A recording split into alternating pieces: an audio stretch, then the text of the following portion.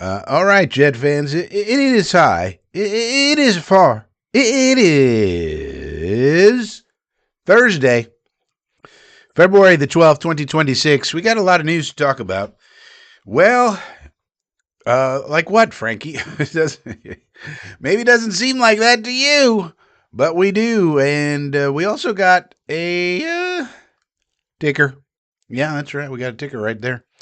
Jets Buzz is the first item. Well, what's going on with the Jets, Frankie? Well, they named their entire staff. The staff is done.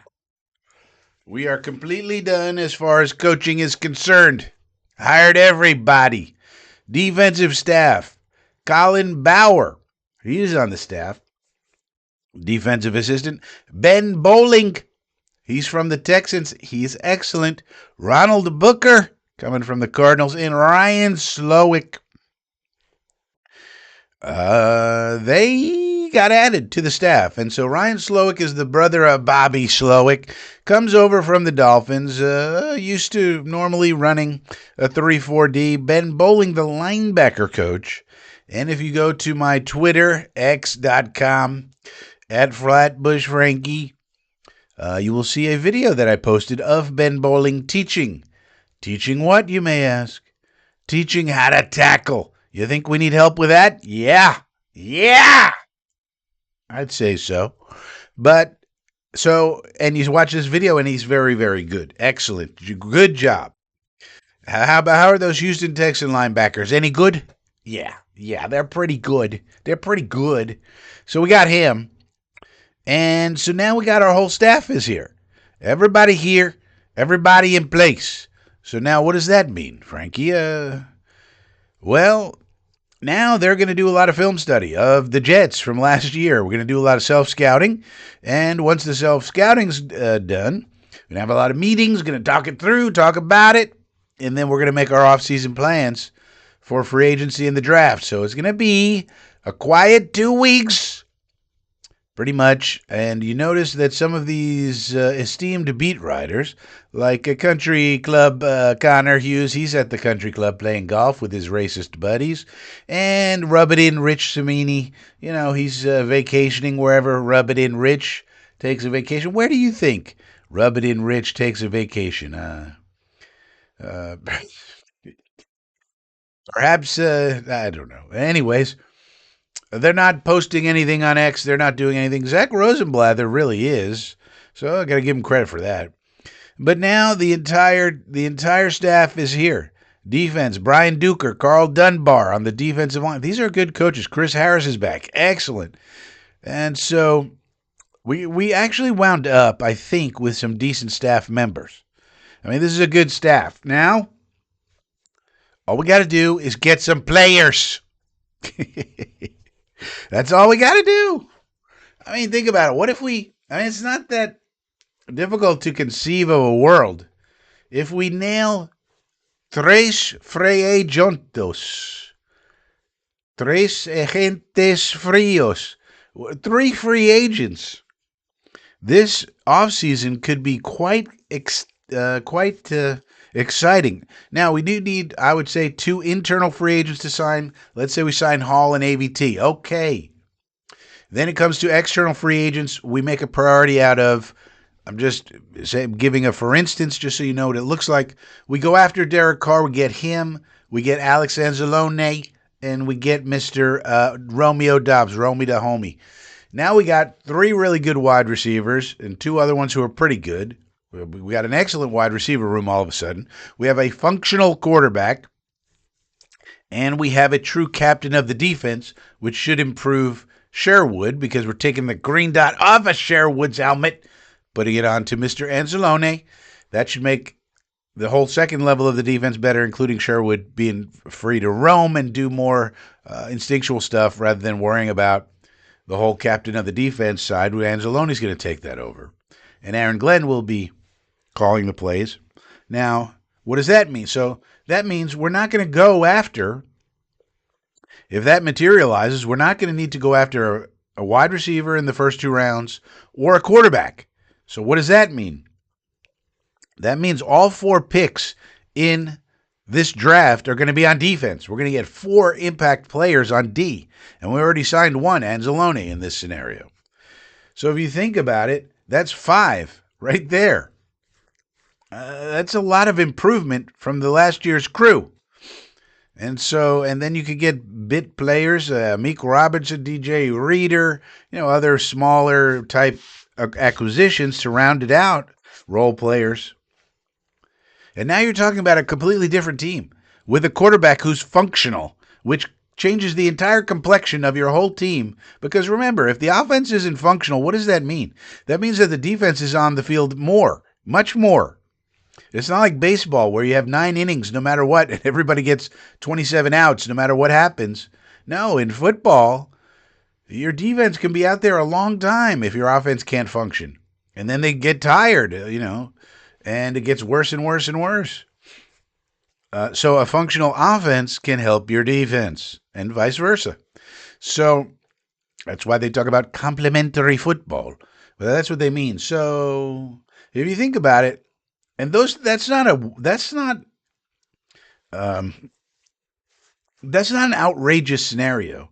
Anzalone is probably a 50-50 chance. Romy the homie, it depends on his market. Derek Carr seems to want to come here. Got to work out a trade with the Saints. Got to work out a new contract for Derek, but doesn't seem that far-fetched. Other than us, he's only really has the Steelers as a realistic option, and they seem to want Aaron Rodgers very badly. So that's not an outrageous thing to think about the free agents. And then when it comes to the draft, whoever we pick got to come to us. Can't say no. So you could be looking at a very improved team with some very realistic scenarios occurring. And not to mention having a better offensive coordinator, a better quarterback coach, with a functional quarterback, everybody happy. Garrett Wilson happy. Breece Hall happy. A.D. Mitchell, finally people will see that he's actually really good. If we can stop throwing the ball behind him and over his head and all over the place. He got his hand on it. Yeah, he tried to make a circus catch. He doesn't count as a drop. If you try to make a circus catch because the ball's behind you and you happen to get a fingernail on it, that's not a drop. I'm sorry. So people will get to see how good A.D. Mitchell is, how good Garrett Wilson is, how good some of these people are. It could be exciting. Let's think positively. All right, what's next, Frankie? Well, on the docket it says media sizzle. Well, Zach Rosenblather is doing a draft content now. You might say, well, wait a minute. What does he know about college football? Nothing. The guy doesn't even watch college football, and then the draft comes around. Now I'm an expert on college football. I'm going to tell you who the Jets are going to draft. Shut up. But anyway, he has this show where he has this other guy, McMasturbator, who looks like he's got the crazy eyes. He's probably some sort of freakazoid.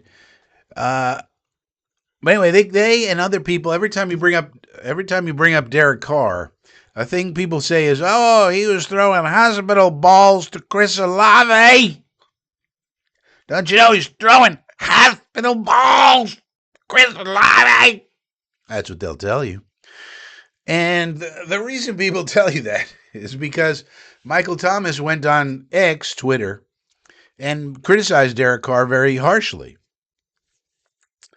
And and that caught fire. And everybody remembers that because it caught fire on the internet.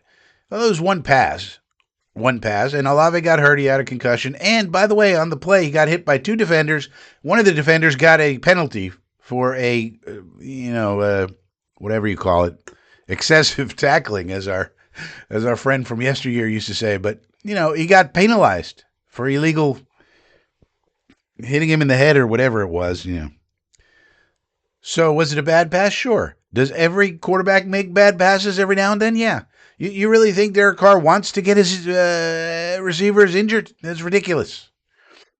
But that's what everybody remembers because Michael Thomas It was a big story. The former superstar Michael Thomas, who just kept getting injured and injured and injured and injured and injured, and I guess wanted to blame Derek Carr for his 10,000 injuries.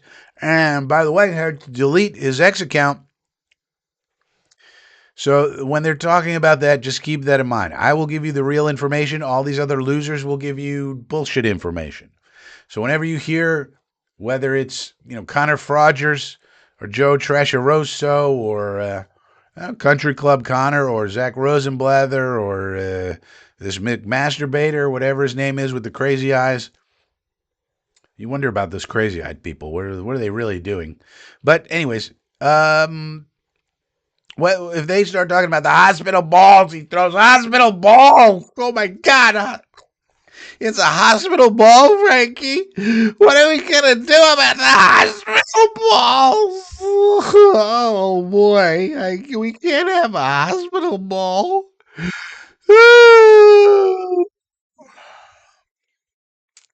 This is what they're talking about. One pass. A guy's been playing 10 years in the league. They're talking about one pass he had with Chris Olave. Yeah, these people, man. And the other thing, they want to sound smart by saying hospital ball. They think it's that's a clever phrase. Oh, so clever. A hospital ball? Oh, you're going to throw it and then he's going to go to the hospital. Oh, I'm so clever. Listen to me talking.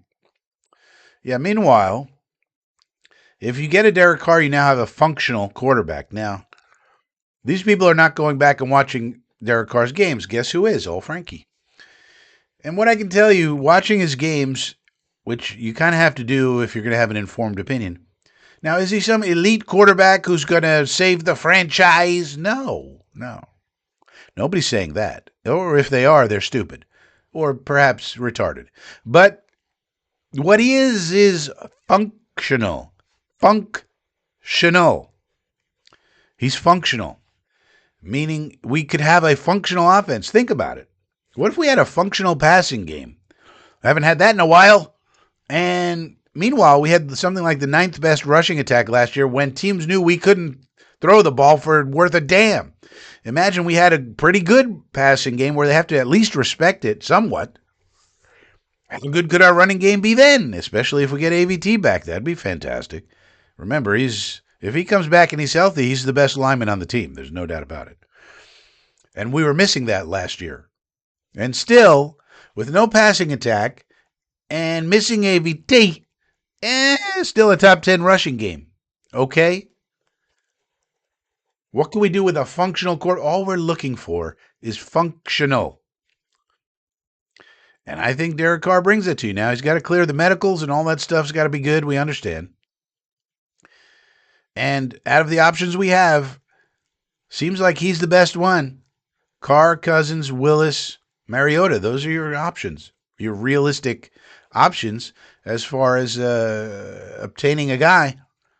I don't think Brissett and Mac Jones are realistic. They're not going to get traded. Even Tanner McKee. All of these competing teams. So you have either a team in their window where they're competing and they need their backups because every win counts, or because they want to make the playoffs and they want to make a Super Bowl run. And, a loss here or there could mean important home field advantage in the playoffs, etc. So they need their backups. They're not going to just trade them. Or you have a team like the Cardinals, and it seems like the Cardinals are going to start Brissett. So they're not going to trade you their starting quarterback. So to me, the only trade that makes sense is the minor trade it would take to get Carr.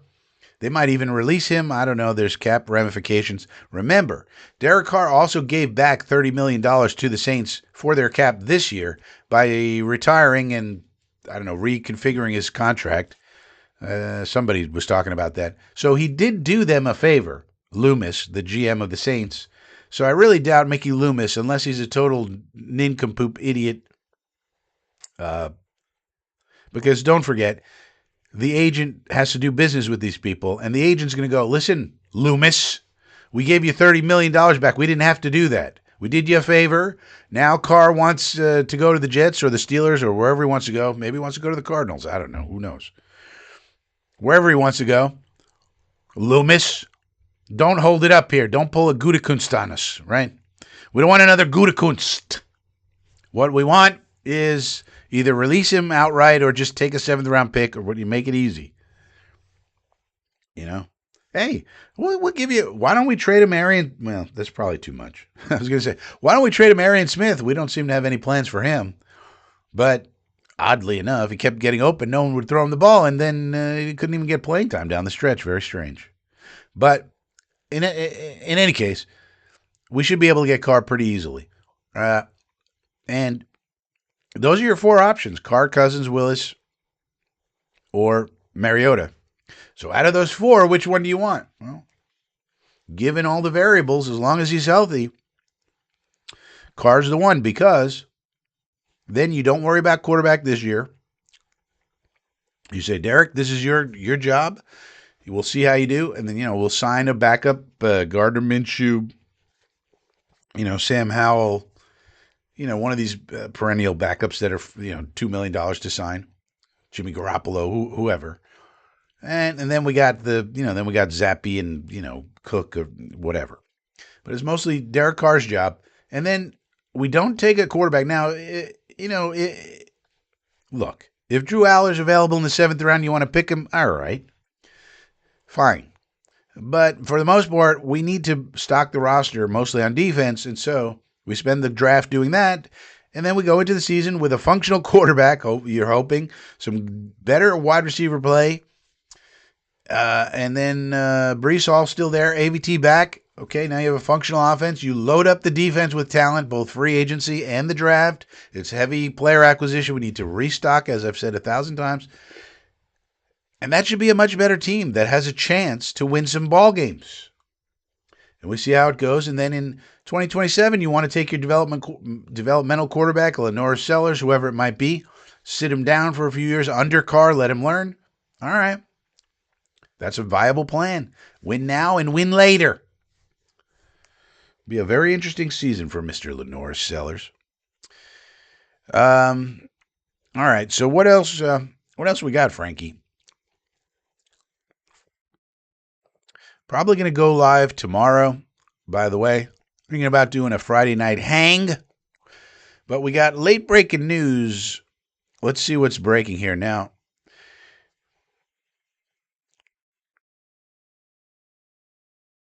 Okay, so this just came out about Trinidad Chamblas, and this is a never-ending saga, and I think this is bad for the NCAA. So the report from Ross Dellinger says Ole Miss quarterback Trinidad Chamblas has been granted a preliminary injunction, giving him an additional year of eligibility. The NCAA is likely to appeal the decision from Mississippi Judge Robert Whitwell. For now, he's eligible for the 2026 season. It's hard for me to believe that this is going to stand. I don't think it will. As much as I don't really mind him going back, the problem is that the NCAA denied this 3 or 4 times. He kept appealing to the NCAA. They kept denying it.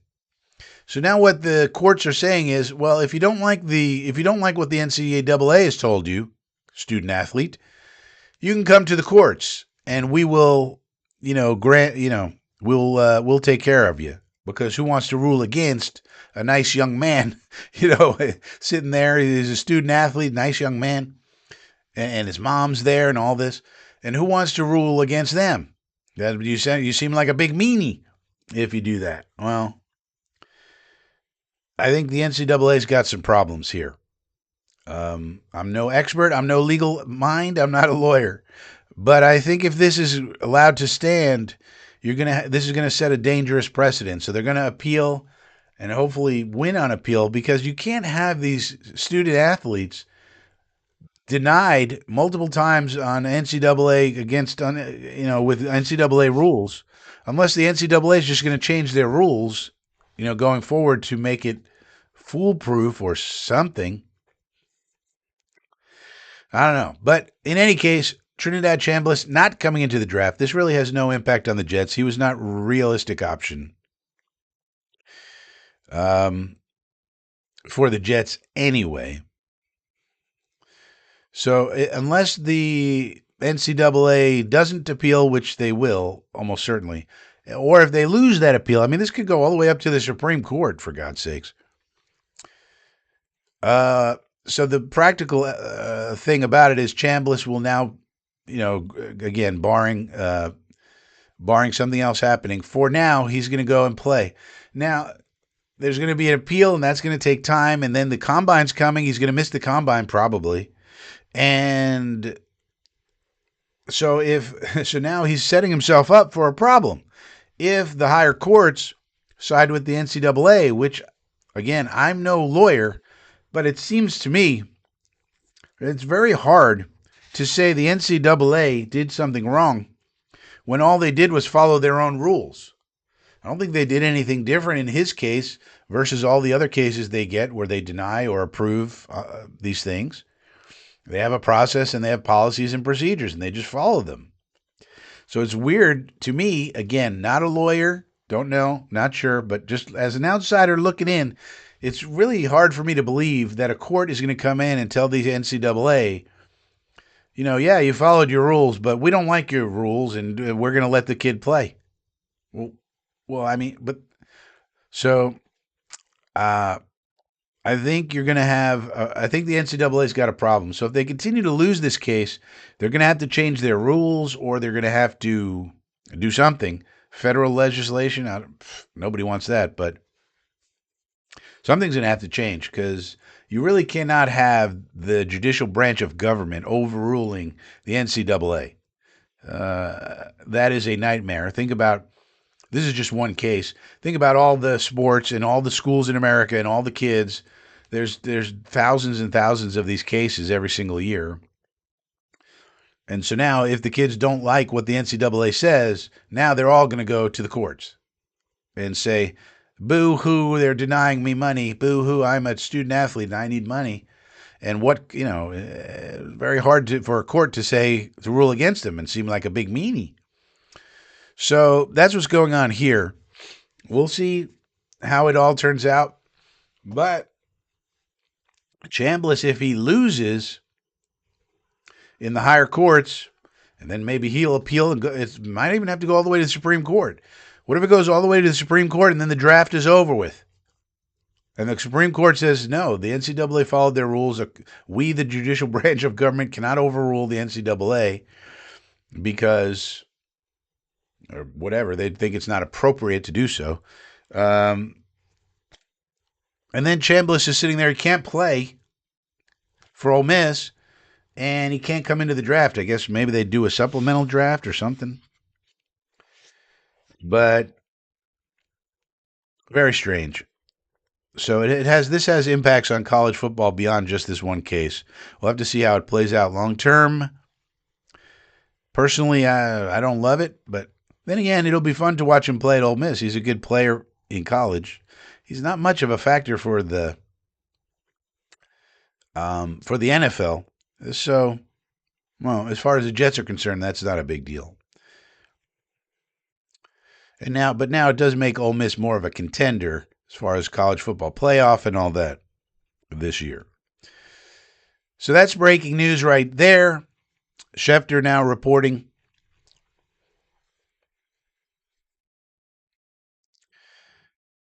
Everybody reporting pending appeal. This is the big story right now in the NFL is about Trinidad.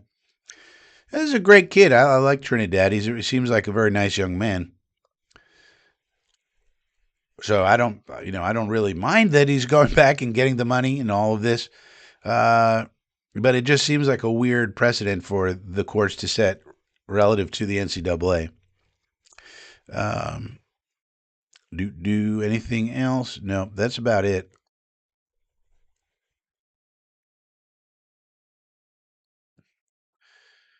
Dooby-doo. Robert Saleh hired his cousin to be on the staff. If you hate nepotism like I do, Saleh, nepotism goes a long way. Hired his cousin, Al Saleh. He's going to be... these fucking football coaches, man. Oy, oy, ugh. Anything else going on?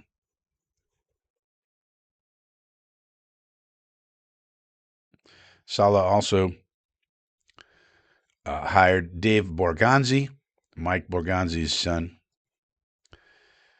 It is a nepo. It is a nepo world. The NFL should be called the Nepotism Football League, really, because that is ridiculous.